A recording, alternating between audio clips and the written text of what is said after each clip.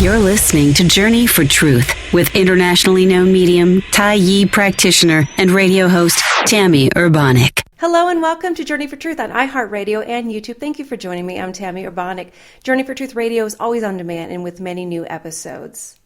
On my website, empowermentthroughhealing.org, you can find a life energy flow Tai Yi treatment titled Repowering the Core. This is in two parts, so two separate treatments that are part of the one main treatment, Repowering the Core. And this treatment is for people who have lost their passion. They're tired spiritually. They're tired emotionally. They feel like they've put everything forward and they're just not getting something back and they're tired. And this is about repowering that, to bring that energy back to your core and to help you really refine your passion. My guest this week is Antonia Hall. She is the author of not just another sex book, The Ultimate Guide to a Multi-Orgasmic Life. How do we achieve an orgasmic life? We're going to find out. We're going to talk about sex today. Antonia, welcome. Thank you so much, Tammy. What led you to begin this work in orgasmic living? I was finding how certain tools were incredibly transformative for my own life. And I've always had a passion for looking at how we can empower people, especially in ways that are being repressed, despite the fact that it's inherent to our human nature. Mm-hmm. So this led, it was kind of a natural flow to go into sexuality and how it's been liberated and tapped into to enrich not just our sex lives, but every area of our lives. Absolutely. Sex is a topic that a lot of people like to talk about. They like to listen about it. A lot of people have great sex lives. Some people don't have any sex life and everything in between. So what does it mean to live an orgasmic life or a multi-orgasmic life? To live a multi-orgasmic life means that you are tapped into your own inherent sexuality. You're bringing it through your body. You've learned how to have multiple orgasms and full-bodied orgasms. And that energy is so juicy and creative that it not only fuels you, but it fuels every area of your life. So when you talk about orgasmic life and orgasms and multi-orgasms, are you speaking of the purely sexual orgasms, or are you speaking more of, you're living your life in such a way that you feel this energy that's just kind of rolling up through your solar plex, through your chest? Right. So it is both the more orgasm with which most people are familiar, and then the energy orgasm of bringing it through the circuitry of the body. And it's very healing. It helps charge you, and it's also an incredible source of transformation. So what might a person experience if they were to really start bringing this energy through into their life? Well, for men, it's this new experience. If you're used to equating orgasm and ejaculation as the same function, they're not. They're two different functions. Learning to differentiate the two, learning to bring that orgasm into your body and be able to keep going until you want to ejaculate or not ejaculate. And there's a lot of philosophy in the East that says that not ejaculating every time is actually much healthier for a man. And yeah. Why is that? Because it's a life force essence.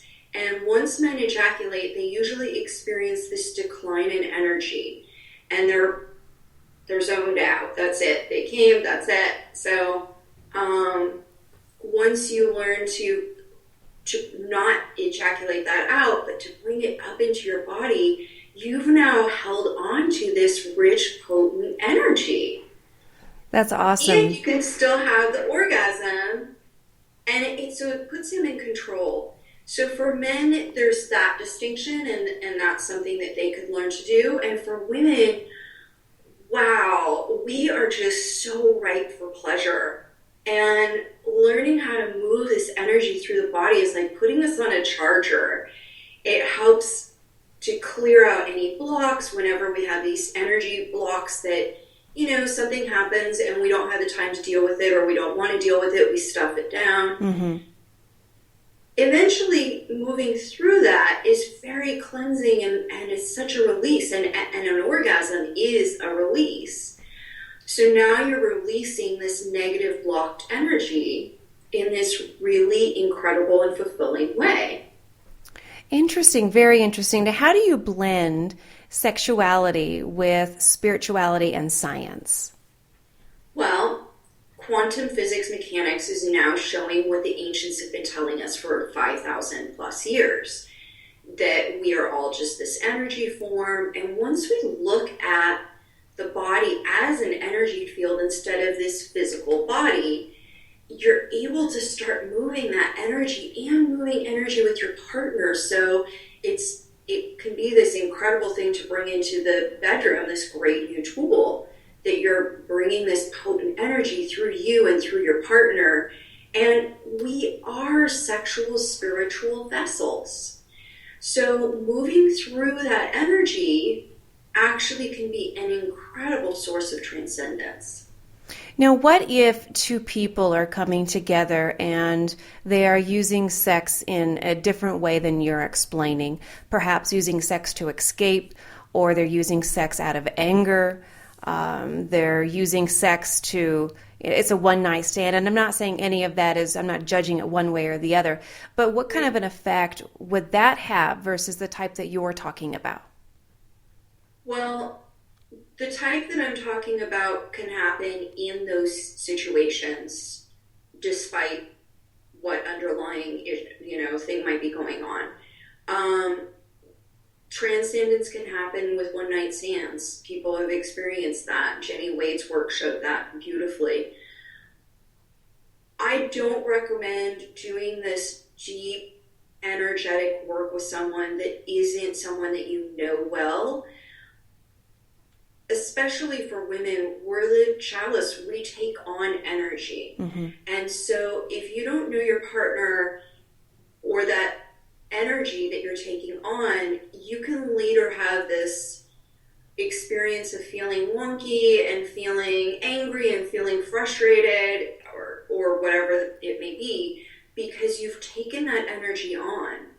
And of course, men as well. We're all energetic beings. So I don't recommend it in that way, but I do offer a lot of self-love tools. Mm-hmm. And I think that the more that you are taking care of yourself, mm-hmm. the more you're only going to want to have the best for yourself in partnered situations. Exactly. I completely agree. So when two people are having sex, it really is an exchange of energy. Mm-hmm. And so if two people are exchanging anger, I could see how that's simply going to intensify their own personal anger the next day, a few days later, a week later. Or if one person's angry and the other's not, then that other person could later become angry because you're exchanging something back and forth. So, a one-night stand, as you were stating, might not have a completely negative impact. You could still have a pleasurable experience, but specifically if two people are angry or two people are depressed or they're full of fear and then they're going to that sexual activity, there could probably be some not so nice outcomes. That's true. Now, how is gratitude and forgiveness going to help someone achieve an orgasmic life? There are a lot of things that can get in the way of our having the deepest, most fulfilling sex life, and also in every area of our lives. And gratitude is an incredible tool in transforming the way that you see life. And the way that we see life and our perception is so crucial to how we experience our world and what we bring into our lives. And when we need to forgive someone and we're hanging on to something, again, that's part of loving yourself enough to not carry that, because it's going to limit and restrict the partners, your friendships, your work relationships, every area of your life in the way that you're viewing and relating. Life is a mirror, and mm-hmm. It's the inner creates the outer. So if you're holding on to anger and frustration and stuff like that, then you're not going to have the best life that you want to lead. I completely agree that first of all, having gratitude for me has been Very beneficial, always very helpful. You know, when you have gratitude and you're grateful for what you've created in your life, what you've attracted into your life that has helped you, then you attract more of that, because gratitude feeds into more gratitude, the same as anger feeds into more anger and fear feeds into more fear.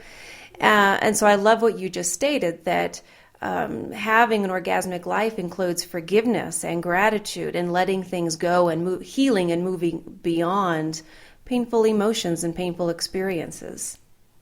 Yeah, it's pretty transformative and amazing, right? And even when you start to get in that headspace where like, oh, but this is happening and this, and you start to get worried Exactly. or fearful, and then if you can just shift to gratitude, it shifts so quickly. You can't be in that space of saying, well, I'm grateful that I have a car that runs well, I have a roof over my head, whatever you're grateful for, and be in that fear place at the same time.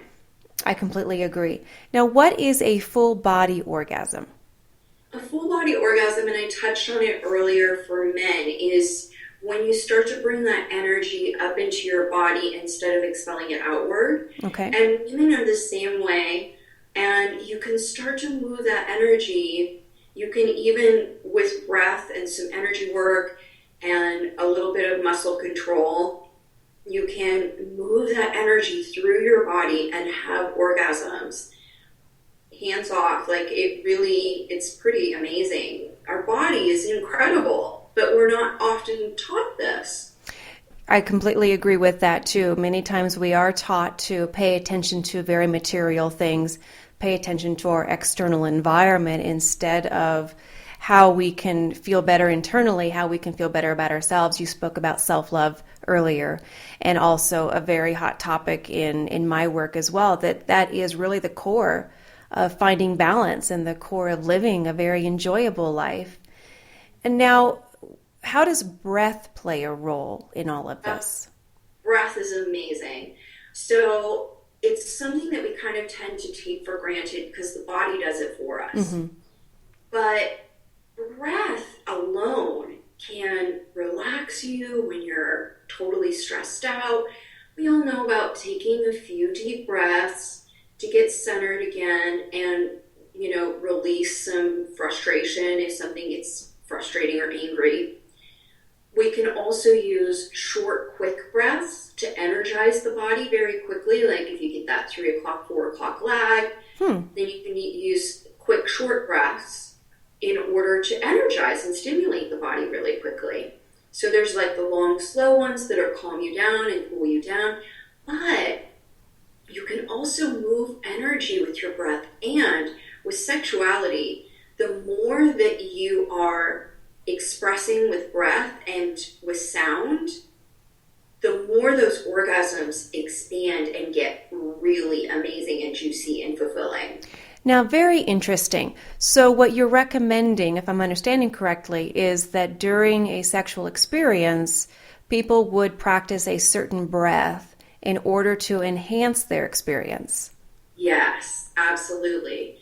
And even if you don't know many breathing techniques, and I do detail quite a few in my book, but just getting more breath into your body, the more breath you're taking in, the more that you are feeling. And some people have learned to take short breaths and only breathe into their chest, right, in order to not feel as much. It's kind of a way to shut down so that you don't have to feel. Yes. So the more that you are opening and expanding that and bringing more breath into your life, and the yogic expression, breath is life, speaks to this, the more that it, one, will help your cells at that deep cellular level, and the more that it carries pleasure through your body. It's amazing. Can you give one or two examples of a breath that you recommend to people during the sexual experience? So I would try sipping slowly, and you can do it through the mouth or in through the mouth and out through the nose, and kind of play with what works best for you. But just sipping the energy up into your body is a very powerful practice to help move that energy, and energy moves with intention. So if you are visualizing the energy moving up your spine, and you never want to force energy to move, it's something you're inviting, then, and you're picturing it, then you'll start feeling how that can move. The body is wired for this. It wants to move through. Very, very interesting. This is the first I've heard of it, so it really intrigues me. So I can, think in my head, okay, I'm betting a listener is thinking, okay, do I start this before the sexual activity? Do I start it during? I know a lot of people get very mental about these types of things, and which is fine. And but that is a question that many people might be thinking of. When would you begin the breath process? That one that you just gave. I would do it when you are already heated. Okay. But this is something that you should play with. So experiment on your own and start learning your own body. And by the way, because you touched on an important part, our mindset is so, so important. And our headspace gets in the way of our sexuality and expressing it far too often. But if you are breathing and making noise, it will automatically take you out of your headspace. So if you say, that's going to take you with your breath and out of your head. So just making some noise alone will help move you back into your body and out of your headspace. Excellent information. Well, actually, you just answered my next question, talking about state of mind and how that plays a role. So you pretty much answered that, but getting into our heads, getting too mental, too technical, really just kind of pulls us away from that feeling experience, because what you're talking about is all about the feeling experience, not the thinking experience. Except there is more to it, because there are a lot of stories that we carry in our head. And I actually have a whole section on mental mastery because it's so important. So if we were raised with body is shameful, sex is sinful, or any kind of messages like that. A lot of people have. And a lot of people have. And it's such a pity, because it's inherent to nature, and we're all part of nature, and all of nature is sexual. And that's that creative energy. So the more you can kind of let it move through you and be at peace with it, the more it's going to fuel everything in your life. And so dealing with those stories in our head actually immensely helpful in getting out of your headspace in the bedroom. Because if those kind of messages are pervasive, then you're not going to be able to relax and enjoy yourself. Absolutely. A lot of people have been taught that sex is wrong, sex is bad, or your only job as a wife is to please your husband, and therefore just follow his directions, so on and so forth. There are just so many ways to pollute the activity, sexual activity. And I completely agree with you. If a person is really caught up in that belief, which that's exactly what it is, a belief, then it doesn't interfere with the feeling process. And that is a really rough one, that men are supposed to know how every female body works, and whatever worked with the ex is going to work with the new girl, right? Probably not. And then we as women are taught to acquiesce. He's going to know everything. It's a lose-lose situation. But the more that you're in touch with your own body and exploring and experimenting with your own pleasure, the more you can express it to your partner. And being able to say, oh, honey, I love it when you do this. That's going to help that person.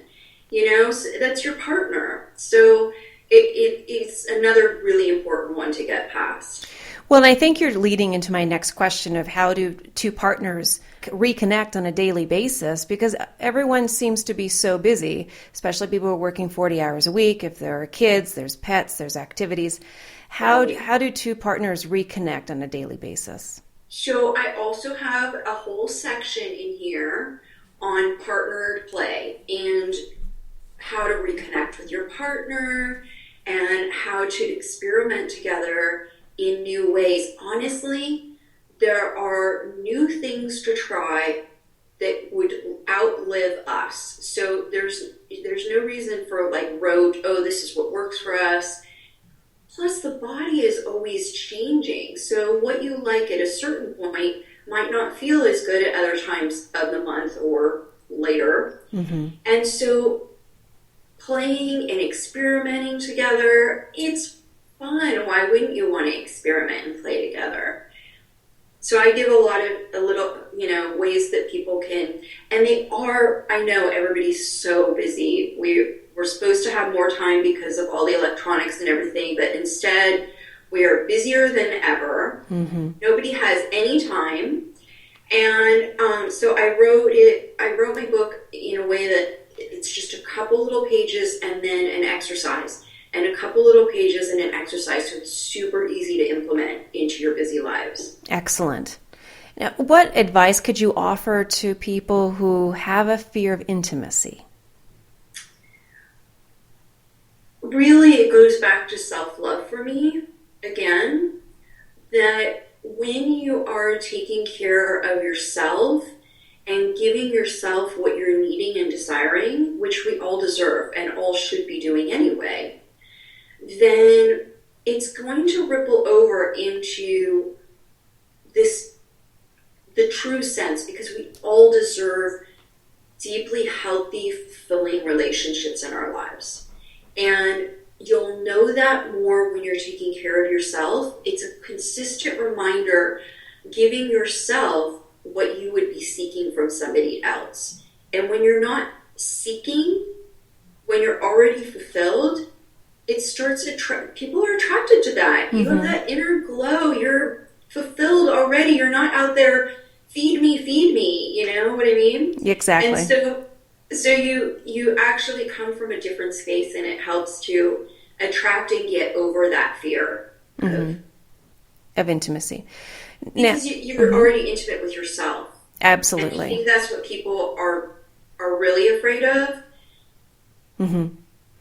It is, I do agree with that I think that people who have a fear of intimacy have a tendency to, well, they're closed off for a reason. There's been injuries. There has been emotional injuries that there are many out there. I won't describe them all, and then you put up this wall in order to self-protect, but actually it kind of keeps people out, and it keeps you from feeling a deep connection with another person, as you were talking about earlier, and intimacy is a part of that. Now, some people might be thinking, but I have a hard time achieving an orgasm. So what about people who, they're thinking, okay, I'm going to try the breath, I'm going to try this, these different suggestions you've made in the show so far. Is there other advice you could offer someone who's just feeling like just not happening? Unless there's an issue, like some kind of depression, antidepressants, or something like that can really mess with the hormones and make it much more challenging to experience that pleasure. There really, it comes back to experimenting, playing, getting through the messages, and that breath and energy work is incredibly powerful. And you can start doing some of the practices in the book, playing with that and tapping into that. You'll start moving that energy through. It's something that the body was wired for. What about someone who has a fear of expressing their sexuality? Perhaps they are homosexual, bisexual, perhaps they were simply taught that you're not allowed to express sexuality, that sexuality is a bad thing in general, regardless of sexual orientation. But any of that, is there something that you could offer for someone who they have that fear of expressing sexuality? It's an inherent part of who we are, and really I think that it's just so important to make peace with what the messages that are running through your head about that are, and questioning that for yourself. Because you're going to limit and restrict so much of your life. And the book is written in a way that can be used by any gender orientation. So there's none of that will get in the way with the techniques. And you deserve a really rich, fulfilling life. So anybody or any messages that are telling you differently, I would just ask you to please question that within yourself and ask, who says that? Absolutely. And is that really what I believe? Because you do deserve the best in life, and you do deserve to really tap into what is your inherent nature. Wonderful advice. Now, where can people find your book and your information? So my book, The Ultimate Guide to a Multi-Orgasmic Life, can be found on Amazon and through Ingram. You can go to my website, AntoniaHall.com, and you can click on the links to buy it from there. Yeah. Excellent, excellent. And before I let you go, Antonia, I want to remind the listeners that you'll want to go to jonalifeinstitute.com to check out a new seminar that's coming out in May, Denver, Colorado, towards the end of May. Read all about Haska Harris and Jonah, sign up for the free newsletter, and get much more information. jonalifeinstitute.com. Thank you, Antonia, for being my guest today. Thank you so much, Tammy. Total pleasure. And thank you, listeners, for joining me here as well on Journey for Truth on iHeartRadio and YouTube. Until next time, have a fantastic week.